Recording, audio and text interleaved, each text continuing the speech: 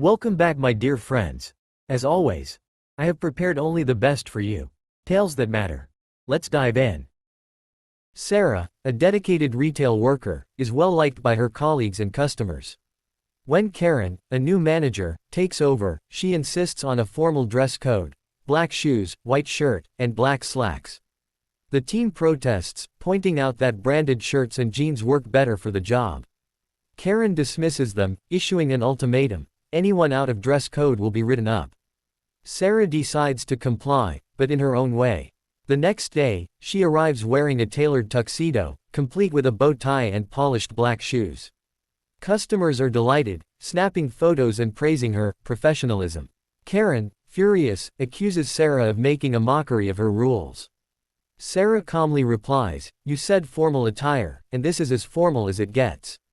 The situation escalates when the regional manager visits. Seeing Sarah's tuxedo and hearing the laughter from customers, he demands an explanation. Karen tries to justify her policy, but the manager sides with Sarah, stating that comfort and brand representation take precedence. Karen is stripped of her authority to enforce new rules, and Sarah becomes a workplace hero. And that's what you get for messing with good workers. The overachieving worker. Mike, a diligent warehouse employee, prides himself on his efficiency. His supervisor, Brad, a micromanager with a chip on his shoulder, often accuses him of not working hard enough. One afternoon, after Mike finishes his tasks early, Brad storms in, yelling, "You're supposed to be working every second you're on the clock." Mike decides to take Brad's words literally. Instead of relaxing between tasks, he begins reorganizing the warehouse. He alphabetizes the inventory, grouping items by color, size, and weight. The result: absolute chaos. Colleagues can't locate items, shipments are delayed, and complaints pile up. When the warehouse manager confronts Mike, he calmly explains, "Brad told me to work every second, so I did." Brad is forced to admit his micromanagement caused the disruption. The manager reassures Mike that finishing tasks efficiently is enough, and Brad is reassigned to a less critical role. The warehouse returns to normal, with Mike earning respect for standing up to unreasonable demands. How come these bosses never learn anything? Maybe you should send your boss couple off our videos. We save the best for last. When you try to mess with an engineer, that's what you get.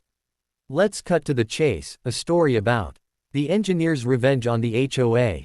Jake, a retired military engineer, enjoys his peaceful life in a small community. One day, he receives a letter from the H.O.A. stating his mailbox violates neighborhood standards and demanding he replace it within 2 weeks. Jake inspects the rules and discovers they require a modern design, but offer no clear specifications. He complies, technically. Jake builds a mailbox unlike any other. Using his engineering expertise, he constructs a solar-powered fortress with biometric fingerprint access, a motion-activated camera, and a loudspeaker that announces, "Mail has arrived." Whenever the box is opened, the structure is reinforced with steel and painted a sleek, futuristic black. The H.O.A. is livid, claiming Jake's mailbox is too modern.